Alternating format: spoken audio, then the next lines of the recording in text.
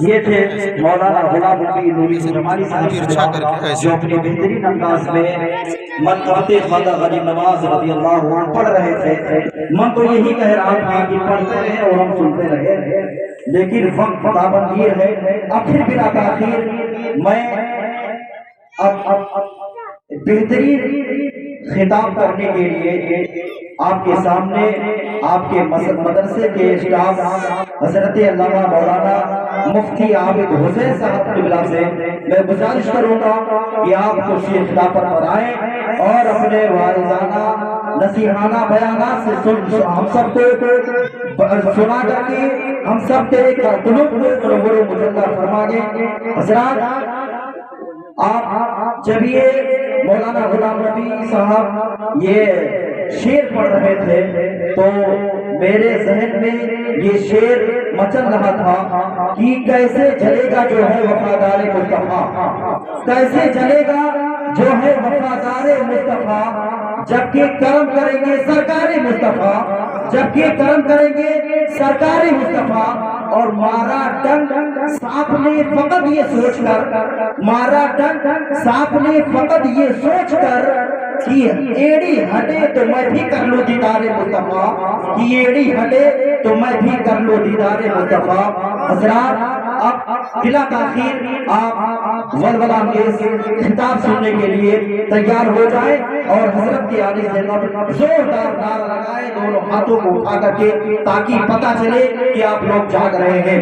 نعرہ تکبیر، اللہ اکبر، یا رسول زندہ باد، زندہ باد، اللہ اکبر، یا رسول اللہ.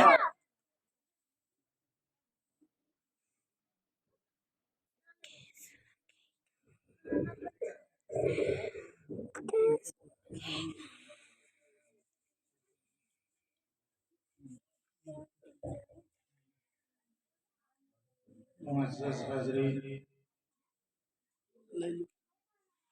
پردہ نشین ماں اور بہنیں، السلام علیکم ورحمۃ اللہ وبرکاتہ. الحمد لله الذي أنزل على عبده الكتاب ولم يجعل له عوجا، والصلاة والسلام على من كان نبيا وآدم بين الماء والطين. أما بعد، فأعوذ بالله من الشيطان الرجيم. بسم الله الرحمن الرحيم. تبارك الذي بيده الملك وهو على كل شيء قدير، الذي خلق الموت والحياة ليبلوكم أيكم أحسن عملا، وهو العزيز الغفور. آمنت بالله صدق الله المولانا العظيم، وبلغنا رسوله النبي الأمين المكين المعين الكريم، ونحن على ذلك لمن الشاهدين والشاكرين، والحمد لله رب العالمين. اعلی حضرت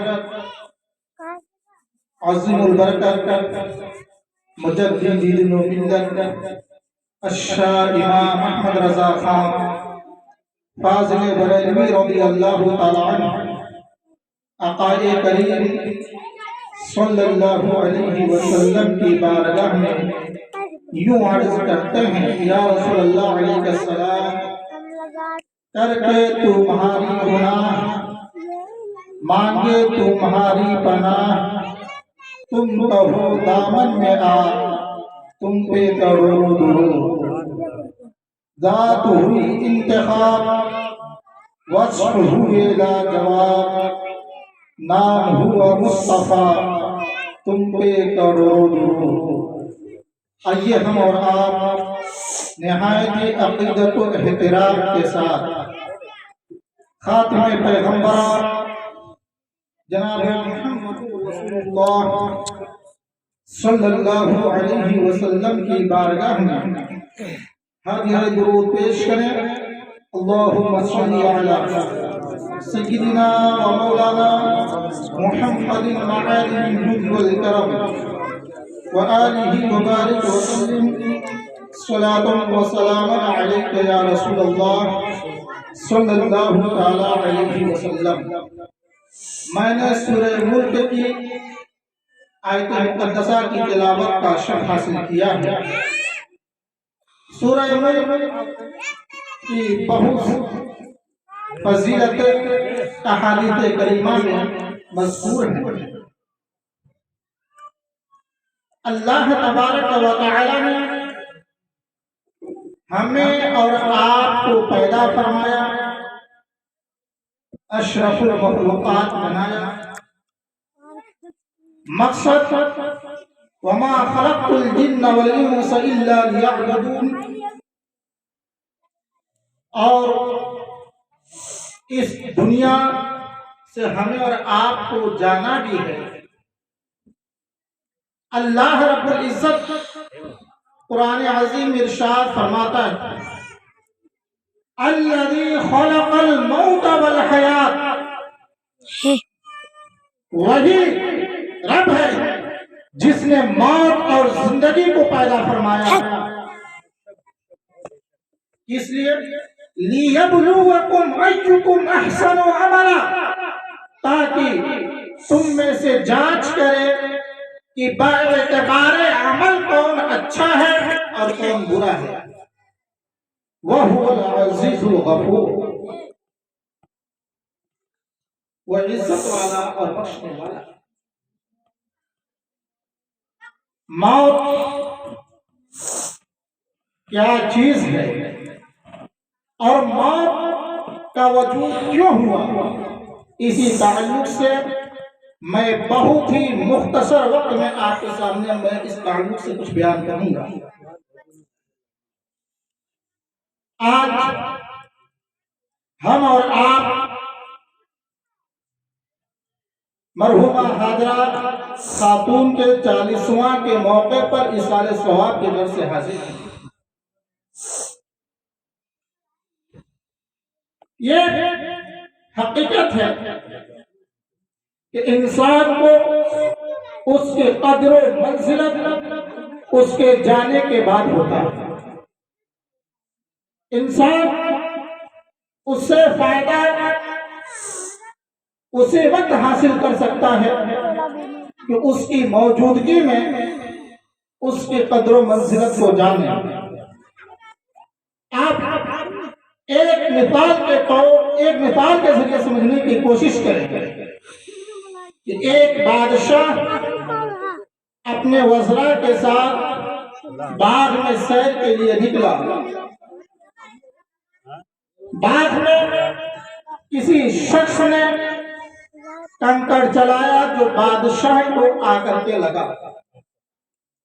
بادشاہ نے اپنے معاونین کو، اپنے خادمین کو اس سمت دوڑا دیا جدھر سے پتھر آیا۔ کچھ ہی دیر کے بعد بادشاہ کے خادموں نے ایک شخص کو پکڑ کر لایا اور بادشاہ نے پوچھا کہ تم اس پتھر کو کیوں چلا رہے ہو؟ اس آدمی نے کہا کہ میں ایک ویران راستے سے آ رہا تھا، مجھے کچھ کنکر مل گئے اور میں چلتے چلتے باغ میں آیا، پھل کو دیکھا اور اس کنکر کے ذریعے میں پھل توڑنے کی کوشش کر رہا تھا۔ بادشاہ نے کہا کہ جسے تم کنکر سمجھ رہے ہو یہ ایک نہایت حسین اور نہایت عمدہ قسم کا ہیرا ہے جو بہت ہی قیمتی چیز ہے۔ عزیزان ملت اسلامیہ، اس انسان کو یہ پتا نہیں تھا کہ یہ قیمتی چیز ہے۔ اسی طرح سے ہمارا اور آپ کا حال ہے کہ اس دنیا میں ہم اور آپ ذرائع اتنے زیادہ ہیں کہ عشائش و آرام کے لیے ہمارے پاس محلات ہیں، خوبصورت بیویاں ہیں، بچے ہیں، ساری چیزیں موجود ہیں، لیکن ہم اور آپ کسی کی عظمت، کسی کے قدر و منزلت کو نہیں جانتے۔ لیکن اس کے ساتھ ہی میں اللہ تبارک و تعالیٰ نے اس کا نعم البدل بھی بنایا ہے۔ اگر کوئی چیز اللہ رب العزت سلب کر لے تو ممکن ہے کہ اللہ تبارک و تعالیٰ اس سے بہتر چیز عطا فرما دے۔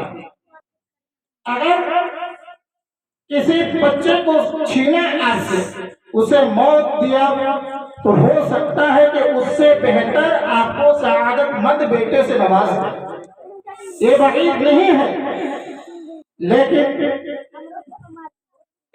دنیا سے جانے کے بعد اگر کوئی اللہ رب العزت کی بارگاہ میں سوال کرے کہ اے پروردگار عالم تو مجھے دوبارہ دنیا میں بھیج دے، یہ کبھی نہیں ہوگا۔ اللہ تبارک و تعالیٰ کی ساری نعمتیں موجود ہیں، لیکن ہم اور آپ ایسے غفلت میں ہیں کہ ہمیں اور آپ کو کچھ پتہ نہیں ہے۔ موت کسے کہتے ہیں؟ موت ایک جگہ سے دوسری جگہ منتقل ہونے کا نام ہے۔ موت وجودی ہے، موت وجودی اور حسی صفت ہے یا معقول عدمی ہے، یہ میں علماء کرام کو مخاطب کرتے ہوئے میں یہ عرض کر رہا ہوں۔ تو یاد رکھیں کہ موت ایک معنوی شے ہے جسے اللہ تبارک و تعالی اجسام میں پیدا فرماتا ہے۔ موت ایک معنوی شے ہے جسے اللہ تبارک و تعالی جسموں کے اندر پیدا فرماتا ہے۔ جسم کے اندر پیدا فرمایا، موت نہ جسم ہے اور نہ کوئی اور ایسی چیز جو نظر آئی۔ اللہ تبارک و تعالی فرماتا ہے والذی خلق، اللہ تبارک و تعالی ارشاد فرماتا ہے الذی خلق سبع سماوات، اللہ وہ ہے جس نے 7 آسمان کو بنایا طباقا۔ اس سے پہلے آیت کریمہ جو ابھی میں نے تلاوت کیا تھا کہ اللہ وہ ہے جس نے موت و حیات کو بنایا۔ الذی خلق الموت والحیات، هو الذی خلق الموت والحیات، تو میں نے ہوا کا لفظ بھی چھوڑا۔ موت عدم محض ہے اور خلق جو خلقہ کا معنی ہے تقدیر کے معنی میں ہے جمالی صاحب، جمالی صاحب یاد رکھیے گا، صبح پوچھوں گا بھی آپ سے، اور یہ امر وجودی ہے۔ لیکن موت کو اللہ تبارک و تعالی نے کیوں بنایا، موت کو کیوں جاری کیا، اس کی حکمت کیا ہے اس وقت میں؟ جب اللہ تبارک و تعالی نے حضرت آدم علیہ السلام کی تخلیق فرمائی اور اپنے ید مبارک کو حضرت آدم کی ذریت کو باہر نکالا اپنے دست مبارک کے ذریعے، تو اس وقت فرشتوں نے جب اولاد آدم کو دیکھا تو فرشتوں نے پروردگار عالم کی بارگاہ میں عرض کیا اے پروردگار عالم، حضرت آدم علیہ السلام کے اولاد زمین پر نہیں رہ سکتے، زمین کم پڑ جائے گی۔ تو اللہ تبارک و تعالی نے فرشتوں سے فرمایا کہ میں موت کو پیدا کروں گا، تو پھر فرشتوں نے کہا کہ ان کی عمر تو مقدر ہو جائے گی، تو اللہ تبارک و تعالی نے فرمایا کہ ان کی عمر تو مقدر ہوگی لیکن میں امید کو پیدا کروں گا، امید کو بناؤں گا، اور امید ایسی چیز ہے کہ اسی امید کی بنیاد پر اسی امید کی بنیاد پر انسان اللہ کی بارگاہ میں عبادت کرتا ہے کہ ہو سکتا ہے کہ اللہ تبارک و تعالی ہماری عبادت کو قبول فرما لے۔ اسی امید کی بنیاد پر انسان کسی جگہ کا سفر کرتا ہے تو اس جگہ جا کر کے میں مال و دولت کو جمع کر سکتا ہوں، اسی امید کی بنیاد پر انسان ساری چیزوں کو کرتا ہے، اور اگر امید نہ ہو تو پھر ہم اور آپ کہاں ہوتے ہیں؟ یاد رکھیں کہ ایسے وقت میں اگر موت معلوم ہو جائے کہ ہمیں موت کب آئے گی، ایک دن موت آئے گی، تو نہ یہ بازار کی رونقیں ہوں گی، نہ انسان کسی کام میں مصروف ہوگا، جب وہ کوئی کام نہ کرے گا، نہ کسی جگہ آئے گا نہ جائے گا، اور اس کے حلال بھی تلاش نہیں کرے گا تو یہ سبب ہلاکت ہو جائے گا۔ اور ایسا ہی اللہ تبارک اور جہاں جہاں پر امید کی مذمت کی گئی ہے وہ ایسی لمبی لمبی امیدیں ہیں کہ جمالی صاحب امید کر لیں کہ میرے پاس بیٹھے بیٹھے 1 کروڑ روپے آ جائے، مجھے نماز نہ پڑھنی پڑے، میں جنت میں چلا جاؤں۔ ایسی امیدیں کرنا، ایسی امید کرنا جو دین سے دور کر دے، جو شریعت اسلامیہ سے دور کر دے، جو اللہ کی عبادت اور ریاست سے دور کر دے، اس امید کی مذمت کی گئی ہے۔ اور اسی امید کے ساتھ ساتھ اللہ تبارک و تعالیٰ نے غفلت کو بھی پیدا کیا۔ غفلت ایسا ہے، اگر موت سے ہم اور آپ غافل اس طرح سے ہو گئے کہ ہمیں کبھی نہیں مرنا ہے۔ آج کے دور میں ہم اور آپ ایسے رہتے ہیں کہ ہمیں اور آپ کو موت نہیں آئے گی۔ موت پر حق ہے، سارے مسائل میں اختلاف ہے، لیکن یہی ایک ایسا مسئلہ ہے کہ پوری کائنات کا انسان اس بات کو تسلیم کرتا ہے کہ ہمیں مرنا ہے۔ اور اللہ رب العزت نے فرمایا کل نفس ذائقۃ الموت، ہر انسان کو موت کا مزہ چکھنا ہے۔ عزیزان ملت اسلامیہ، موت ایک نہ حصی وجودی ہے، نہ معقول عدمی ہے۔ موت، اور یہ بات اگر کہہ دی جائے، ہمارے حضرت تشریف فرما ہے مولانا نسیم صاحب قبلہ، آپ یہ کہتے ہیں کہ حضرت میں نے حدیث پاک میں پڑھا ہے کہ موت کو بھی موت آئے گی اور یقیناً موت کو بھی موت آئے گی۔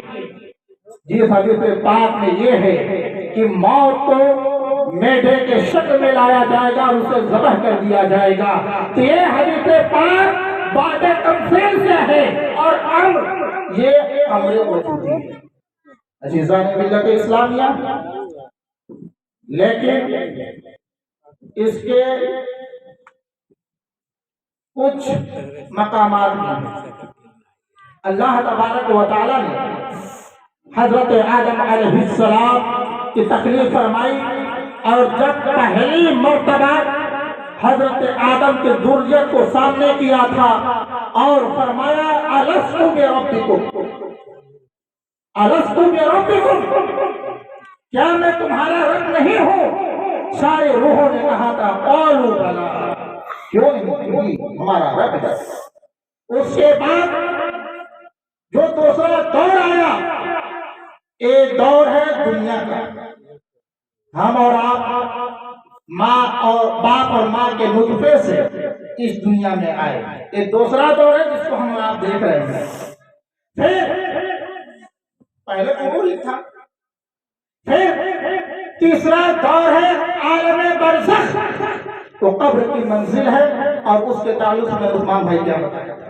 تیسرا دور، چوتھا دور جو ہے جب حضرت ابراہیم خلیل اللہ نے خانہ کعبہ کی تعمیر فرمائی اور اللہ کا حکم ہوا کہ لوگوں کو حج کے لیے بلاؤ، تو حضرت ابراہیم علیہ نبی جنا علیہ السلام نے جب آواز دی، اس وقت روحوں میں سے جن روحوں نے جواب دیا وہ حج یا عمرہ کریں گے۔ پانچواں دور جو ہے وہ ہے احیاء محمدی۔ آپ لوگ یاد رکھیے گا، برداشت میں کیا ہے احیاء محمدی، یاد رکھیے گا، نیند مت لائیے آپ لوگ، قبر میں تو نیند آنی ہے۔ ایمان کے ساتھ اگر ہوں گے تو بہت قاعدے سے سوئیں گے، اور ایمان کے ساتھ نہیں گئے تو پھر سب کچھ وہیں پہ ڈنڈے برسیں گے۔ عزیزان ملت اسلامیہ، پانچواں دور ہے وہ ہے احیاء محمدی، اور یہ وہ ہے کہ جب حضرت موسیٰ علیہ نبی جنا علیہ السلام نے پروردگار عالم کی بارگاہ میں عرض کیا تھا، جب ان روحوں کے آواز کو سنا تھا، حضرت آدم علیہ السلام اس جو امت محمدیہ ہے ان کے تعلق سے جب ان کو سنا تھا، تو اللہ رب العزت کی بارگاہ میں حضرت موسیٰ نے دعا کیا کہ اے پروردگار عالم امت محمدیہ کو دکھا دے۔ پروردگار عالم نے فرمایا کہ تو انہیں نہیں دے سکتا ہے مگر ان کی آوازوں کو سن سکتا ہے۔ یہ روح کا پانچواں دور ہے، اور چھٹا دور وہ ہوگا جب مرنے کے بعد ہمیں اور آپ کو میدان حشر کے روز اللہ تبارک و تعالی زندہ فرمائے۔ یہ 6 دور ہے، اور میں نے آپ کو جو یہ بتایا کہ جو موت ہے یہ امر وجودی ہے، اس لیے امر وجودی ہے کہ مرنے کے بعد ایک مکان سے دوسرے مکان کی طرف منتقل ہونا ہے، یہی 6 دور ہے۔ میرے خیال سے حضرت نے جو وقت مجھے بتایا تھا یہ وقت ہو چکا ہوگا۔ ایک تھوڑی سی بات آپ سماعت کر لیں کہ آج یاد رکھیں کہ بہت سارے مسلمان ایسے ہیں جو کہتے ہیں اپنی جہالت کی بنیاد پر کہ کیا مرنے کے بعد ہم دوبارہ اٹھائے جائیں گے، گل جائیں گے، مر جائیں گے، مٹی میں مل جائیں گے۔ لیکن یاد رکھیے کہ اجزائے اصلیہ باقی رہتا ہے، نہ وہ جلتا ہے نہ گلتا ہے، اور اسی کے ذریعے اللہ تبارک و تعالیٰ دوبارہ زندہ فرمائے گا، زندہ فرمائے گا۔